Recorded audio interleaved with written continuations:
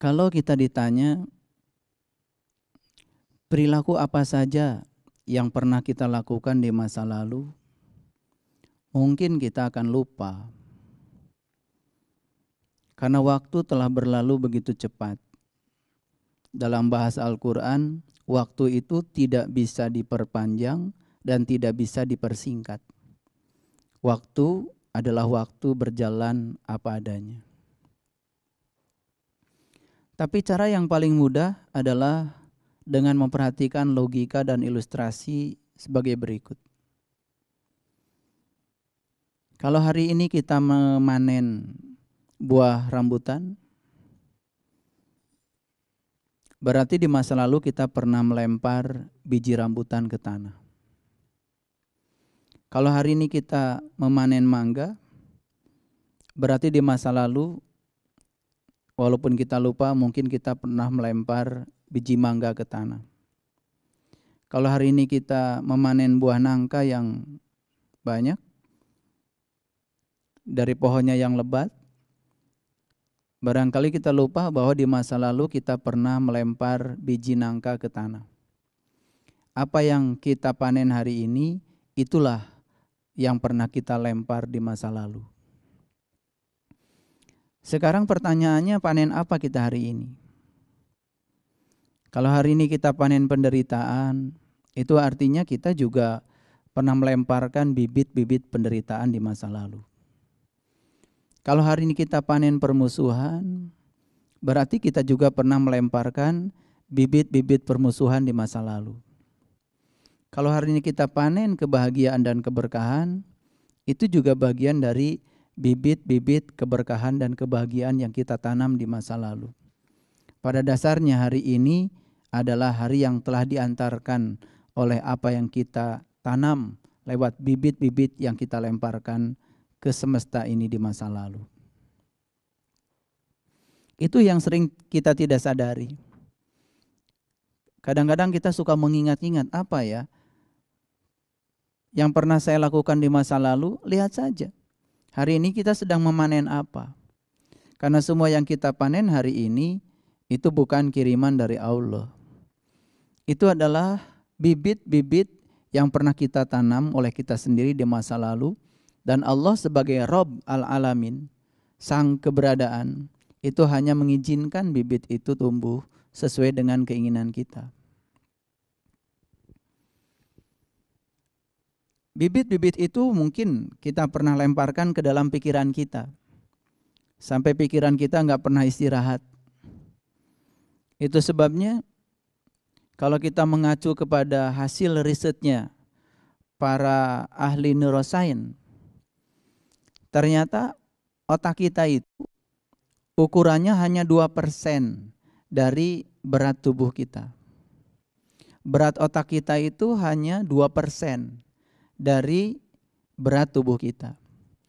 Jadi kalau tubuh kita 70 kg, berarti ukuran otak kita sekitar 70 kg kali 2% itu kan 1,4 kilo. Tapi jangan lupa, saat otak kita bekerja, apalagi memikirkan hal-hal yang tidak perlu dipikirkan, apalagi ketika otak sedang memikirkan sesuatu yang menderitakan otak itu sendiri. Saat otak ini bekerja memikirkan sesuatu yang tidak layak untuk dipikirkan, ternyata otak manusia itu menyita 20% dari energi yang disediakan tubuh. Jadi hitungannya begini, otak itu kan volumenya cuma 2% dari 100% ukuran tubuh. Nah kalau tubuh kita sedang punya energi 100%, harusnya energi 100% itu diambil otak cuman 2% dong. 100% energi tubuh itu harusnya diambil oleh otak 2% saja. 98% energi itu untuk memberikan energi pada seluruh organ tubuh. Tapi gara-gara otak mengambil bagian energi yang lain, dia cuma 2% volume beratnya, tetapi dia mengambil energi 20%. Sehingga ada organ-organ tubuh yang lain yang kemudian tidak kebagian energi. Makanya lihat orang-orang yang dalam kehidupannya itu berjibaku dengan pikiran-pikiran yang negatif, berjibaku dengan sudut pandang yang memenderitakan, biasanya sangat rentan dan mudah terkena penyakit. Dari mana asalnya? Itu dari defisit energi.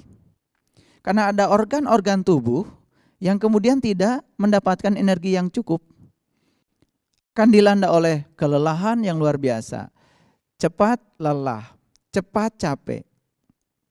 Makanya wajahnya biasanya kelihatan lesu, tidak bergairah, dan kelihatan kurang sehat.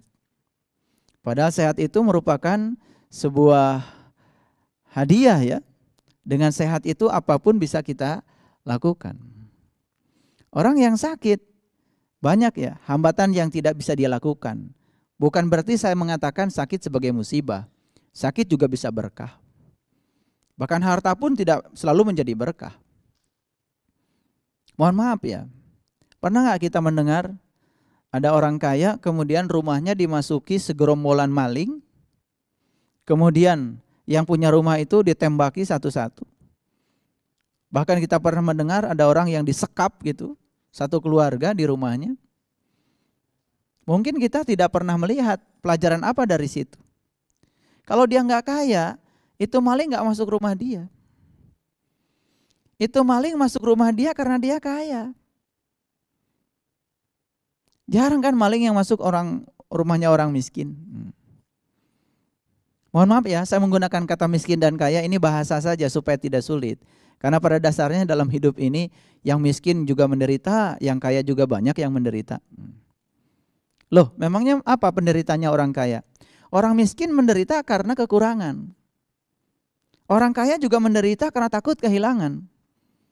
Jadi siapa yang tidak menderita? Yang miskin menderita, yang kaya juga menderita. Kalau tidak punya ilmunya, semua juga menderita.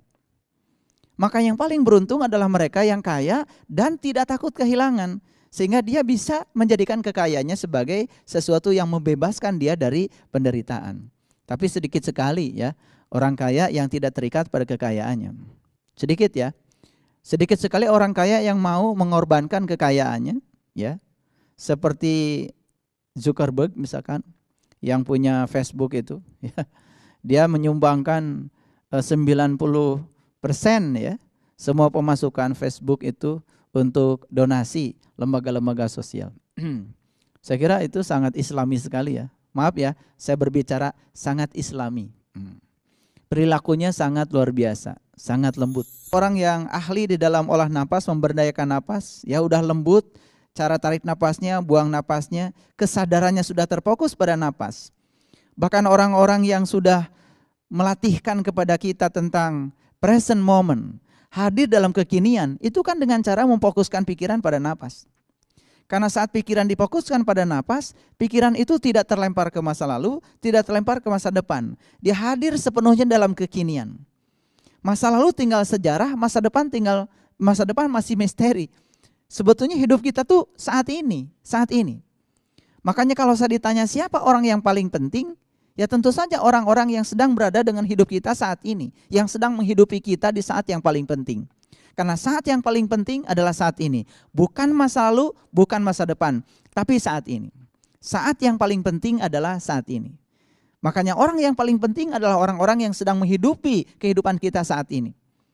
Dan tentu saja kalau kita cerdas, apa yang harus kita lakukan pada orang-orang penting? Lakukan tindakan yang penting. Nah, tindakan yang penting yang tentu saja tindakan yang membuat orang lain bahagia. Jadi kembali lagi kepada pikiran tadi yang menyedot energi 20%. Sehingga pikiran tidak pernah bisa istirahat. Di kajian yang sebelumnya, saya sudah menyatakan bahwa ya orang-orang yang tertutup sama saja bagi mereka. Dijejali pengetahuan, dijejali ya berbagai macam nasihat, tidak akan membuat dia jadi terbuka kolbunya. Karena Quran tidak pernah berbicara ketertutupan dalam dimensi pikiran, tapi dalam dimensi kolbu. Tapi kalau dimensi kolbu sudah terbuka, dimensi pikiran menjadi terbuka. Nah, kita sering terbalik, ingin mengobati kolbu dengan cara menjejali pikiran dengan pengetahuan. Akhirnya pikiran hanya banyak pengetahuan, itu baru terbuka pikiran. Nah, terbuka pikiran tidak sama dan tidak identik dengan terbuka mata kolbu. Nah kalau terbuka mata kolbu tuh sholatnya jadi khusyuk, ya, jadi lembut. Karena apa? Sudah mengalir ya frekuensi ilahi, ya, frekuensi kelembutan itu mengalir ke dalam dirinya. Jadi yang tertutup, ya, tidak akan pernah bisa menjadi terbuka dengan cara dijejali pengetahuan. Karena cara untuk membuka yang tertutup tentu saja harus dibuka. Pintu baru bisa dibuka kalau kita tahu mana kuncinya dan tahu cara membuka kuncinya. Itu sebabnya tugasnya para nabi, para rasul ke alam semesta ini sesungguhnya adalah mengajarkan bagaimana cara membuka ketertutupan mata kolbu. Sebab itulah jendelanya jiwa. Kalau jendela sudah terbuka, mengalir energi ke dalam. Mengalir energi ke dalam. Energi cinta, energi kasih mengalir ke dalam. Energi kesabaran, energi keluasan, energi kelembutan akan mengalir. Sehingga yang keluar pun akan mengalir adalah energi-energi yang sama. Suatu saat anak saya sakit, yang paling kecil. Biasanya saya suka menangkap pesan. Karena bagi saya sakit itu bukan musibah. Di balik musibah itu selalu ada berkah. Saya tidak pernah bertanya kepada Tuhan mengapa anak saya sakit. Tapi pertanyaan saya selalu, Tuhan, pesan apa yang hendak Engkau sampaikan padaku lewat sakitnya anakku. Waktu itu anak saya yang paling kecil sakit tipes. Sehingga harus dirawat di rumah sakit. Karena saya sudah berpikir bahwa sakit itu adalah tanda-tanda Tuhan.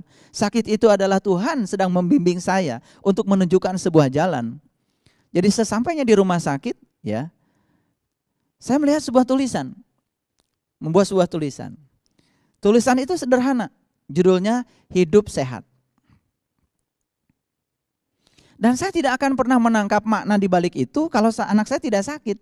Justru karena anak saya sakit, kemudian saya bisa mendapatkan pesan itu. Yang luar biasa, dibaca sekali, tiba-tiba kepala saya bisa nangkap. Lengkap semuanya di otak saya, tidak berkurang, tidak ada yang kurang. Ini pesan dari Allah. Jadi kemudian saya masuk kamar dan cerita sama anak saya. Ternyata sakitnya kamu itu memberikan pesan yang luar biasa bagi ayah. Tentang apa? Tentang hidup sehat. Ternyata hidup sehat itu hurufnya ada 10. Hidup itu 5, sehat 5. Bagaimana cara hidup sehat? Yang pertama, haknya, hati selalu gembira. Makanya kegembiraan selalu akan membuahkan kesuksesan. Orang awam yang tidak mengerti, mungkin menganut pola sukses dulu baru bahagia. Padahal ternyata tidak ada kesuksesan tanpa kebahagiaan. Makanya orang-orang yang mengerjakan sesuatu ya tidak bahagia saat mengerjakan, insya Allah tidak akan sukses. Makanya lakukan sesuatu dengan senang. Karena apa? Ketika kita melakukannya bahagia, di depan mata kita ada kesuksesan. Tentu saja kata sukses pun harus diterjemahkan lebih dalam lagi. Karena sukses itu bukan berhasil mencapai apa yang kita ingin. Mungkin seseorang mengatakan saya sukses karena apa? Saya bisa mencapai karir yang tinggi. Saya bisa memiliki deposito yang banyak. Saya bisa memiliki harta yang berlimpah. Tapi pada saat yang bersamaan, mohon maaf ya, hubungan antara anak, suami, istri mungkin tidak pernah baik ya. Karena apa? Saat ayahnya pergi subuh, anak masih tidur. Saat ayahnya pulang malam, anak sudah tidur. Apa itu yang disebut dengan sukses? Makanya definisi sukses bagi setiap orang mungkin berbeda. Ada yang mengatakan bagi saya sukses adalah merasa berkecukupan dari dalam. Itu sebuah kekayaan yang luar biasa. Merasa berkecukupan dari dalam itu bisa dialami oleh siapa saja. Justru ada banyak orang yang kemudian dengan hawa nafsunya tidak pernah merasa berkecukupan dari dalam, maka selalu merasa kekurangan. Perasaan kekurangan itulah sebenarnya yang menyebabkan dia terus mengejar. Apa yang mau dikatakan sukses dengan yang seperti itu? Lebih tinggi lagi, sukses manakala hidup kita sesuai dengan yang Allah mau. Karena semua manusia yang lahir ke alam dunia ini direncanakan oleh Allah untuk tujuan Allah. Dan setiap kelahiran untuk tujuan yang berbeda. Manakala kita menemukan tujuan Allah dalam kehidupan kita, lalu hidup berdasarkan tujuan Allah, menurut saya itu yang sukses yang sebenarnya. Jadi ukuran sukses itu kadang-kadang luar biasa, beda-beda. Jadi yang pertama apa? Kalau ingin hidup sehat, yang pertama hati selalu gembira. Dan bagaimana hati selalu gembira? Hati ini tidak mungkin gembira kalau kita tidak punya pemahaman terhadap hidup. Bagaimana mungkin seseorang yang disakiti oleh orang lain kemudian gembira? Kan nggak mungkin kalau tidak ada pemahaman. Tapi begitu dia memahami, Tuhan, aku yakin dia yang sedang menyulitkanku, itu adalah tangan Engkau yang sedang membesarkanku. Maka dengan senang hati dia bisa menerima kenyataan itu. Disitulah mungkin hati kita mulai gembira. Karena apa? Ada pengetahuan yang menggembirakan hati. Kuncinya di mana? Di pikiran. Saat pikiran memandang kehidupan yang semacam itu, apa yang terjadi? Pikiran tidak akan menyedot 20% dari energi yang ada di dalam tubuh. Bahkan pikiran bisa menyumbang energi lebih banyak lagi pada tubuh. Makanya lihat orang-orang yang energetik dalam hidupnya. Karena sudah bahagia, selalu bergairah. Bahkan tidak kenal lelah. Saat melakukan sesuatu fokus, sukses, energetik. Saya tidak mengatakan energik ya. Karena energik itu nggak ada dalam bahasa Inggris. Kita kan suka mengatakan, aduh orang ini energik banget. Itu kata-kata yang salah. Dalam bahasa Inggris ada juga energetik, berenergi. Energetik itu artinya berenergi. Pikiran yang bahagia bisa menyumbang energi. Pikiran yang dirundung oleh kesedihan, kebencian, menyita banyak energi. Pilihan kita cuma satu. Kita mau menyumbang energi atau kita mau menghabiskan energi. Pilihan ada pada kita. Jadi satu, hati selalu gembira. Bagaimana menciptakan hati yang selalu gembira? Dan hati yang gembira ini milik siapa? Ternyata ya, banyak orang mencari kegembiraan itu keluar dari dirinya. Padahal saklar kegembiraan, saklar kebahagiaan ada di dalam diri kita. Lampu yang di rumah kita akan mudah dinyalakan manakala kita tahu di mana meletakkan saklarnya. Begitu saklarnya dipencet, langsung lampunya nyala. Kalau saklarnya tahu. Nah sekarang coba perhatikan. Kalau saklar di rumah kita disembunyikan di tempat yang kita pun tidak tahu. Bagaimana mungkin kita bisa menyalakan lampu? Letak saklar pun, alamat saklarnya kita tidak tahu. Jadi kegembiraan, kebahagiaan itu ada saklarnya. Dan saklar kebahagiaan itu yang harus menyalakan adalah kita sendiri. Perhatikan, ketika saklar diletakkan pada orang lain, saat orang lain pergi, sulit kita menyalakan kebahagiaan pada diri kita. Contoh, ada orang yang meletakkan saklar mungkin pada pasangan hidupnya. Saat pasangan hidupnya pergi dari dia sulit menyalakan saklar kebahagiaan karena apa? Karena saklar dibawa oleh pasangan hidupnya.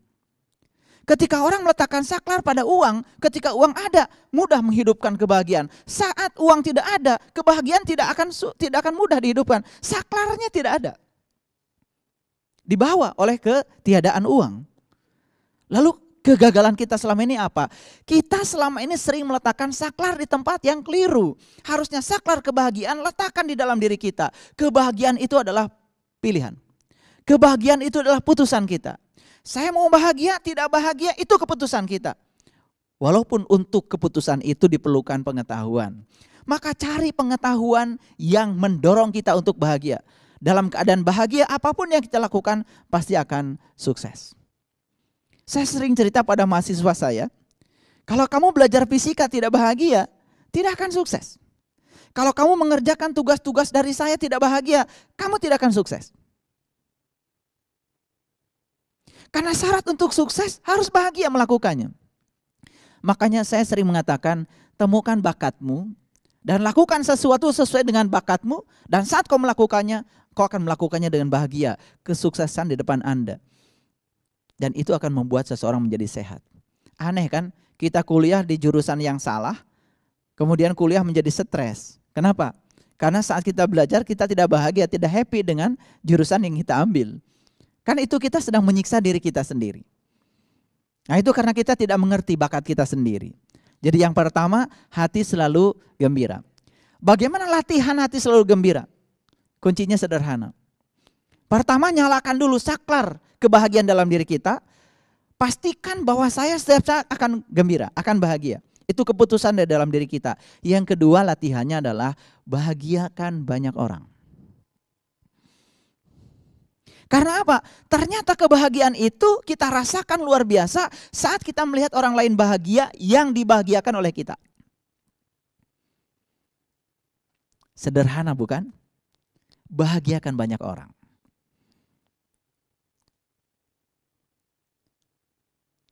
Nah, orang yang berfokus untuk membahagiakan diri sendiri saja, lupa membahagiakan banyak orang, saya jamin dia akan semakin jauh dari kebahagiaan. Contoh, kita punya uang 100 ribu. Kemudian uang 100 ribu kita pakai makan sendiri di restoran, habis. Sampai kita kenyang, karena kita menyantap makanan-makanan yang lezat. Pertanyaannya, apakah kita bahagia? Mungkin bahagia. Tapi ada satu yang lebih jitu lagi. 100 ribu kita makan sama-sama di warteg dengan 10 teman. Dan kita makan sambil berbagi dengan orang lain. Melihat wajah-wajah teman yang mungkin bagi mereka 10 ribu sangat berharga. Bagi kita 10 ribu tidak berharga. Uang 100 ribu melipat gandakan kebahagiaan. Kalau tahu caranya. Nah, ini yang sering dilupakan. Karena banyak orang yang kemudian pelit pada diri sendiri. Nah, ciri orang pelit pada diri sendiri biasanya sulit untuk berbagi pada orang lain. Dan jauh dari kebahagiaan. Kalau jauh dari kebahagiaan, jauh juga dari hidup sehat. Nah, banyak orang yang lupa bahwa sebetulnya sakit itu berawal dari pikiran yang tidak bahagia. Jadi ada seorang guru besar di Jepang, ya, namanya itu Profesor Kazuo Murakami. Beliau itu seorang ahli bioteknologi. Yang luar biasa bagi saya sekarang ini, sains biasanya di laboratorium. Laboratorium bioteknologi yang biasanya mengemukakan aspek-aspek sains yang bersifat materi. Tapi kemudian sekarang sudah berani dalam artikel-artikelnya memberikan kesimpulan-kesimpulan yang bersifat spiritual. Bayangkan seorang guru besar sains di bidang bioteknologi bicara bukan di tempat ibadah. Bukan bicara di tempat di rumah suci. Dia bicara di laboratorium bioteknologi. Artikelnya menyatakan seperti ini.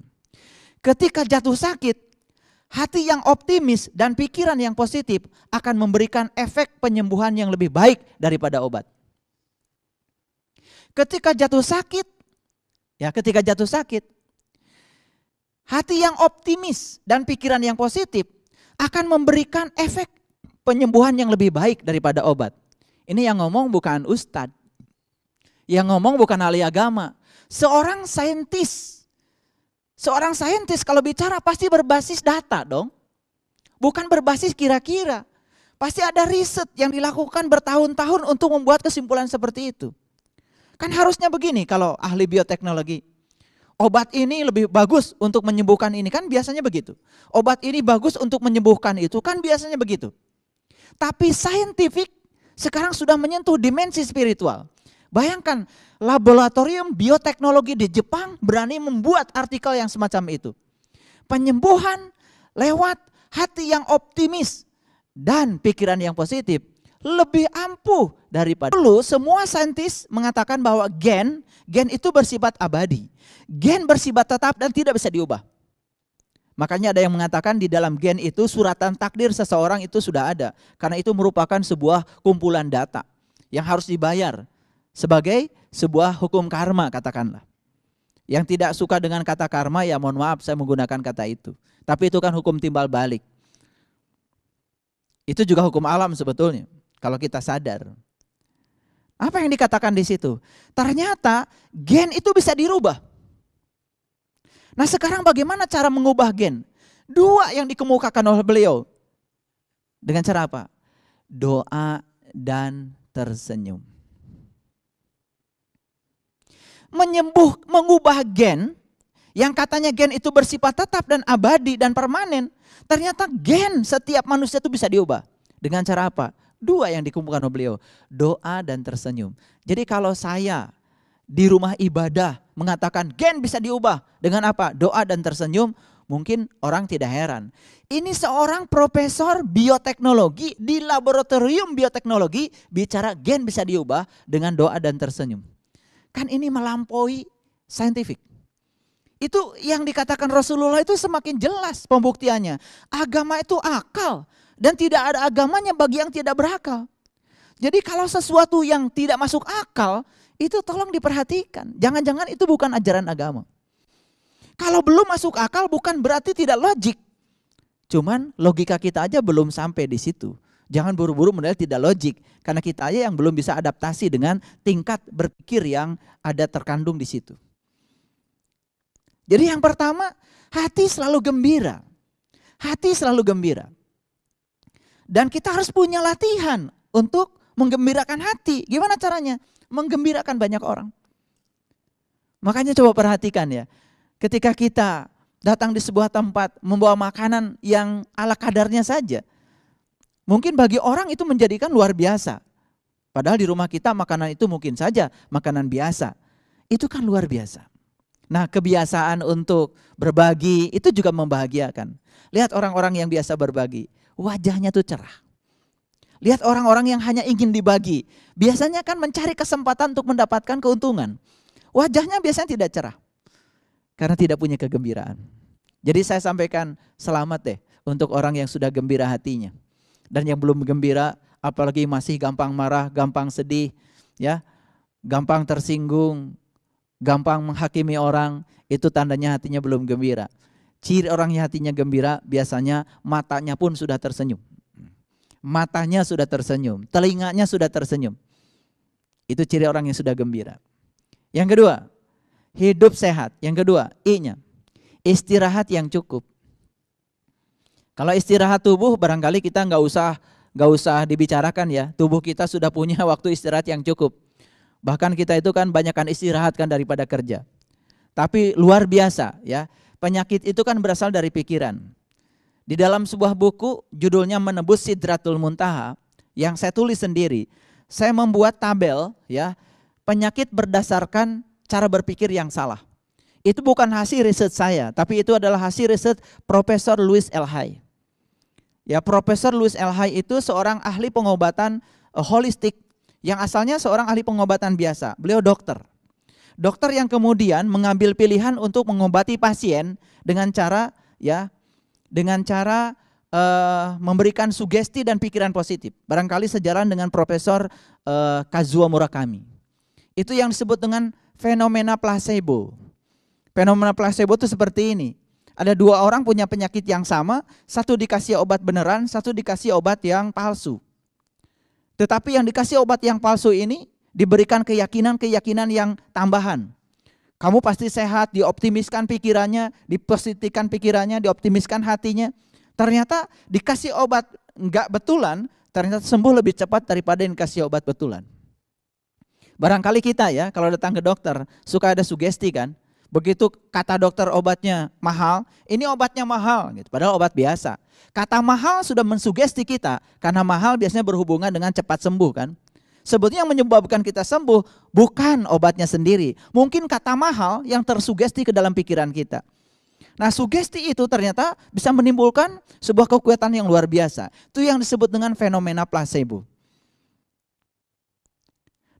Jadi pengobatan holistik sudah berkembang. Kita tidak bisa menolak. Dan ini hasil riset para ilmuwan, bukan ilmu kira-kira. Nah, sekarang bagaimana kaitannya dengan pelajaran-pelajaran spiritual yang akan kita bicarakan hari ini?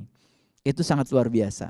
Hubungannya sangat luar biasa. Korelasinya saya jamin itu satu. Koefisien korelasinya satu itu, linear itu.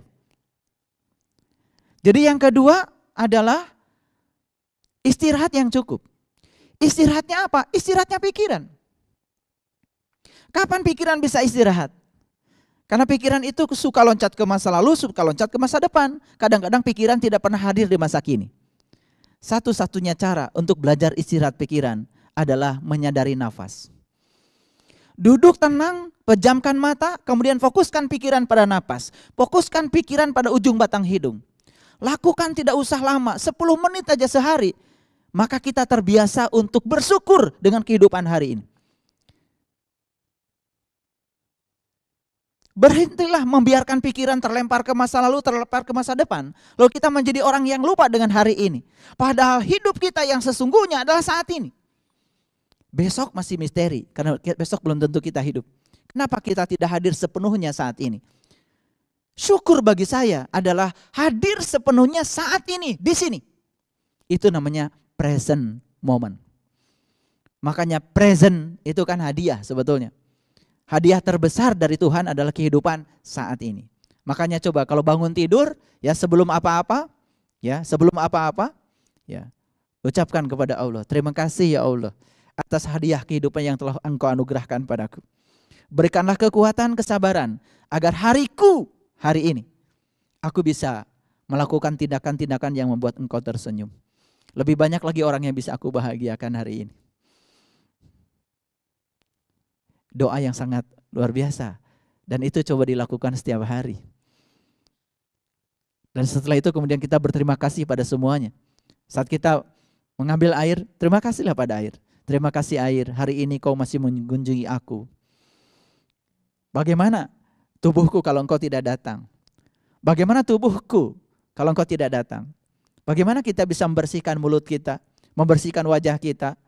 Tubuh yang sudah asam bangun dari tidur, bagaimana dinetralkan lagi kembali? Menjadi netral. Makanya habis tidur kita, habis mandi kita merasa segar. Bagaimana kalau tidak ada air? Pernahkah kita bicara dengan air di kamar mandi? Mungkin jarang ya, dianggap orang gila. Saya melakukannya. Dan saat air itu disentuh, seperti kata Profesor Masaru Emoto, terima kasih air, kamu luar biasa. Terima kasih hari ini engkau datang mengunjungi aku. Terima kasih air. Saat air diucapkan terima kasih, semua rekaman data terima kasih yang kita ucapkan mewujud menjadi energi. Dan energi akan mengubah struktur kristal air. Sehingga struktur kristal air menjadi heksagon. Itu air heksagon itu air yang didoakan. Kalau air yang heksagon karena dibuat oleh mesin, itu masih ragu-ragu. Belum ada riset yang sungguh-sungguh menyatakan bahwa mesin bisa membuat air yang biasanya mungkin tidak heksagon menjadi heksagon. Risetnya itu belum ada. Tetapi kalau air didoakan, menurut Profesor Masaru Emoto itu langsung heksagon. Dan struktur kristalnya diamond. Diamond itu apa? Diamond, berlian. Indah dipandang. Luar biasa. Jadi ini ada hubungan antara sains dengan spiritual yang tidak bisa dipisahkan. Jadi yang kedua, istirahat yang cukup. Saya sedang berbicara istirahatnya pikiran. Karena pikiran yang tidak istirahat, bahkan sedang tidur pun masih berpikir. Cemas, khawatir. Perhatikan, itulah bibitnya penyakit. Makanya Profesor Louis L. Hay membuat daftar penyakit berdasarkan kesalahan berpikir. Kalau kepala sakit, ini kesalahan berpikirnya. Kalau pinggang sakit, ini kesalahan berpikirnya. Kalau lambung sakit, ini kesalahan berpikirnya. Bagaimana mengobatinya? Diubah cara berpikirnya. Tanpa obat. Luar biasa. Dan kita selama ini barangkali yang awam mengatakan mungkin obat itu sebagai material yang menyembuhkan. Padahal sebetulnya obat itu mungkin hanya menghilangkan rasa sakit, tapi sugesti terhadap obat mungkin itu yang memberikan kesembuhan pada kita. Kita lupa bahwa sebetulnya yang bekerja kembali menyusun sel-sel yang rusak saat sakit adalah Dia yang ada bersama kita lebih dekat daripada urat nadi leher kita, bukan obat. Makanya di Quran dikatakan ketika kamu mengatakan kamu sembuh karena obat, obat menjadi setan baru bagi kita. Itu Quran. Istirahat yang cukup. Istirahat yang cukup. Bahkan banyak orang yang tidur pun tidak bisa. Karena cara tidur tidak bisa. Coba lihat cara tidurnya Rasulullah. Sebelum beliau tidur apa yang dilakukan? Sambil mengangkat tangan kanan diletakkan di otak belakang. Sambil mengangkat tangan kiri diletakkan di otak belakang. Kemudian beliau terlentang dengan tenang. Saat itu beliau membaca Al-Ikhlas 3 kali. Al-Falaq 3 kali. An-Nas 3 kali. Baru bismika Allahumma ahya wa bismika amut. Doa yang sangat luar biasa. Karena kita tidak sadar bahwa sebetulnya saat kita sedang tidur, ya, jiwa kita akan masuk ke frekuensi di mana kita hidup saat itu. Kalau siangnya kita banyak marah-marah, banyak kebencian, pada saat tidur pasti kita akan mimpi memasuki dimensi-dimensi yang buruk. Itu sebabnya saat kita tidur jangan lupa, kualitas tidur kita menyatakan kualitas hidup kita. Dan kualitas tidur kita menyatakan kualitas jiwa kita. Makanya jiwa yang kotor pasti tidurnya gak akan pernah tenang. Jiwa yang kotor tidurnya berjam-jam tapi tidak pernah bisa istirahat. Makanya coba perhatikan. Kalau kita tidur sehari semalam 8 jam. 8 jam itu sepertiga dari 24 jam. Jadi kalau kita punya umur 60 tahun, berarti 60 tahun kali sepertiga, 20 tahun kita tidur. Jadi untuk orang yang tidurnya sehari 8 jam, umurnya sekarang 60 tahun, dia sudah tidur 20 tahun, itu tidur malam yang formal. Belum lagi ketiduran di mobil. Belum lagi ketiduran lagi pengajian. Nggak dihitung.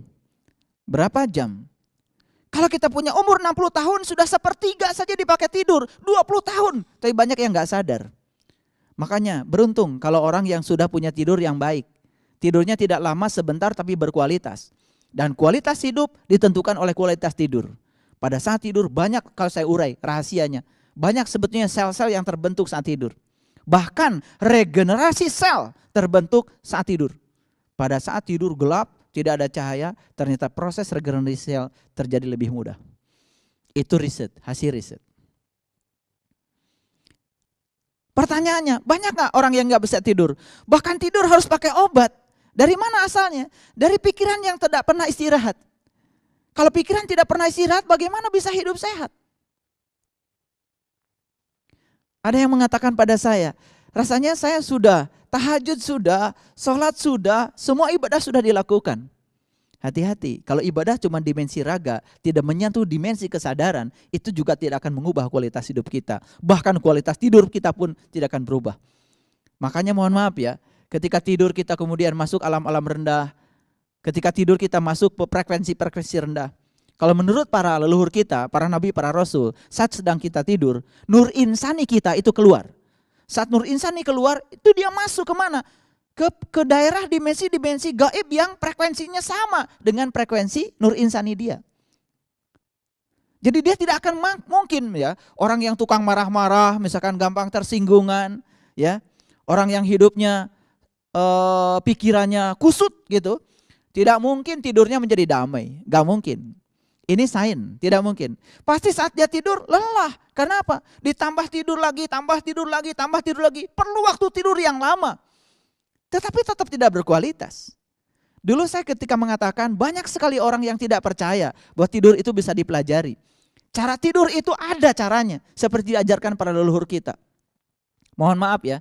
Kalau leluhur kita di tanah Jawa kan mengatakan turu ojo lali. Badan turu ati tangi, roh madep maring Allah. La ilaha illallah Muhammadar Rasulullah sallallahu alaihi wasallam.